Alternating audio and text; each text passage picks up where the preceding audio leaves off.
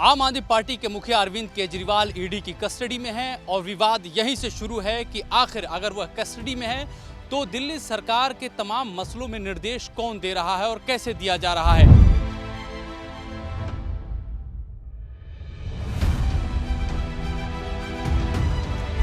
हालांकि इसको लेकर के देखा जाए तो आम आदमी पार्टी का कार्यकर्ता जहां लामबंद है, वहीं भारतीय जनता पार्टी के भी कार्यकर्ता लामबंद है कि ऐसे मामलों में इस तरह से कार्रवाई क्यों की जा रही है। भारतीय जनता पार्टी की मांग है कि अरविंद केजरीवाल को अपने पद से इस्तीफा देना चाहिए ताकि दिल्ली का कामकाज सही तरीके से चल सके, जबकि आम आदमी पार्टी की तरफ से कहना है कि उनके मुख्यमंत्री या पूरी तरह से स्वतंत्र हैं कि वह कहीं से भी सरकार को चला सकते हैं, कानून में ऐसा कोई प्रावधान नहीं है। ऐसी सूरत में अगर देखेंगे कि तो प्रदर्शनों का दौर चल रहा है और इसी को लेकर के दिल्ली में धारा कई जगहों पे 144 धारा 144 लागू की गई है। आप देख सकते हैं, मैं चाहूँगा कि मेरे कैमरा पर्सन दिखाएं कि किस तरह से दिल्ली में बड़ी ही बैरिकेडिंग की गई है और यहाँ पे लगातार चेकिंग की जा रही है, लोगों से पूछताछ की जा रही है और जिनके पास जाने के लिए वैलिड पास या निर्देश हैं वही यहाँ से क्रॉस कर सकते हैं। इस तरह के नाके जो है, इस तरह की बैरिकेडिंग दिल्ली के कई जगहों पे लगाई गई है। तो आप देख सकते हैं किस तरह से दिल्ली पुलिस जो है यहाँ पे तैनात है और किसी को भी जैसे जहाँ पे रोक लगाई गई है, जिन जिन रास्तों पे वहाँ पे अंदर प्रवेश करने से रोक रही है। तो इस तरह के मंजर आपको दिल्ली के हर जगह पे, हर नुक्कड़ पे, अधिकांश जगहों पे जहाँ जहाँ पे जो संवेदनशील इलाके हैं वहाँ पे पहले से तैयारी की गई है। सुबह के वक्त कई सारे मेट्रो स्टेशन जिसमें पटेल चौक और सेंट्रल सेक्रेटेरिएट थे उन्हें बंद भी किया गया था। भारतीय जनता पार्टी की दिल्ली विंग की तरफ से आईटीओ पर बहुत बड़े स्तर पे प्रदर्शन किया गया, जहां पे जो है वहां पे पुलिस ने उनके ऊपर वाटर कैनन डाले थे। वहीं आम आदमी पार्टी की तरफ से भी प्रधानमंत्री आवास की घेराव करने को लेकर के भी काफ़ी कोशिशें हुई थी, लेकिन इसी तरह से जैसा कि आप देख सकते हैं कि दिल्ली पुलिस की तरफ से बैरिकेडिंग की गई है और तमाम जगहों पे जो कि संवेदनशील इलाके हैं वहाँ से गुजरने पे मनाही है। वहाँ पे पूरी तरह से पुलिसकर्मी तैनात हैं और ताकीद कर रहे हैं कि कोई भी उन इलाकों से न गुजरे जहाँ पे संवेदनशील इलाके हैं, जहाँ से पहले से पुलिस ने अपनी ट्रैफिक एडवाइजरी के जरिए उन इलाकों को कॉर्डन ऑफ किया है। तो उनको पूरी तरह से मुस्तैदी से वहाँ पे रोकथाम की प्रक्रिया जो है वो जारी है। दरअसल सारा बखेड़ा तब शुरू हुआ जब सौरभ भारद्वाज की तरफ से एक प्रेस कॉन्फ्रेंस किया गया और दावा किया गया कि अरविंद केजरीवाल की तरफ से एक निर्देश जारी हुआ है जिसमें ये कहा गया है कि स्वास्थ्य विभाग को लेकर के वह चौकन्ना रहें और खुद जाकर के ताकीद करें कि किस तरह से दिल्ली के लोगों का इलाज हो रहा है अथवा नहीं, उन्हें मुफ्त इलाज मिल रहा है, मुफ्त दवाइयाँ मिल रही हैं या नहीं है। सौरभ भारद्वाज ने क्या कहा था, हम पहले आपको वो सुनाते हैं। पता नहीं किस मिट्टी से बने हैं कि आज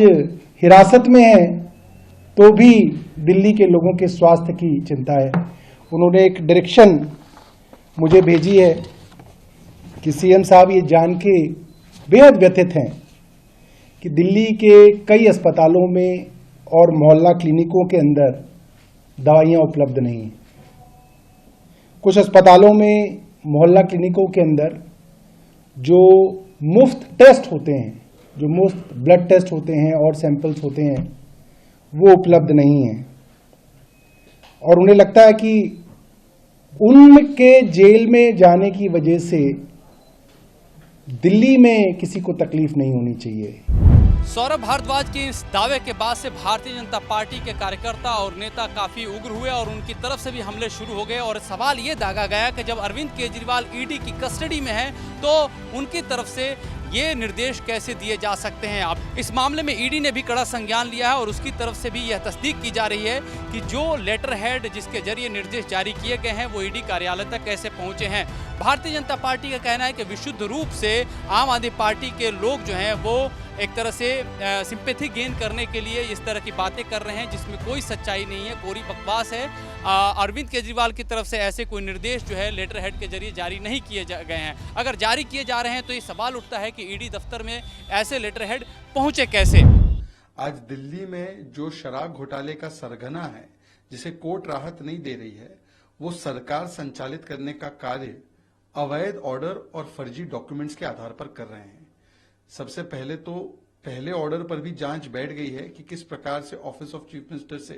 ये सारी चीजें जारी, जबकि स्टेशनरी पेन इत्यादि कुछ दिया नहीं गया था। परंतु सवाल ये पैदा होता है सौरभ जी से कि यदि दिल्ली वासियों की चिंता उनको होती तो तिहाड़ से नहीं चलती सरकार, सेक्रेटेरिएट से चलती। लोकसभा चुनाव का तकाजा है और प्रचार को लेकर के तमाम पार्टियां अपने आप को पूरी तरह से झोंकी हुई हैं और इसी दौर में देखा जाए तो अरविंद केजरीवाल की पार्टी आम आदमी पार्टी उनकी गिरफ्तारी को जो कि ईडी के कस्टडी में है उसको लेकर कहीं ना कहीं अपने मतदाताओं के बीच में सिंपैथी गेन करने की कोशिश करती दिखाई दे रही है। हालांकि भारतीय जनता पार्टी भी इस डर को भांप चुकी है कि अगर इस तरह का माहौल बनता है तो दिल्ली में खास तौर पे उनके लिए बड़ा खतरा बन सकता है। लिहाजा बीजेपी भी काउंटर अटैक करने में कोई देरी और कोताही नहीं बरत रही है। तो अगर देखा जाए तो छोटे मोटे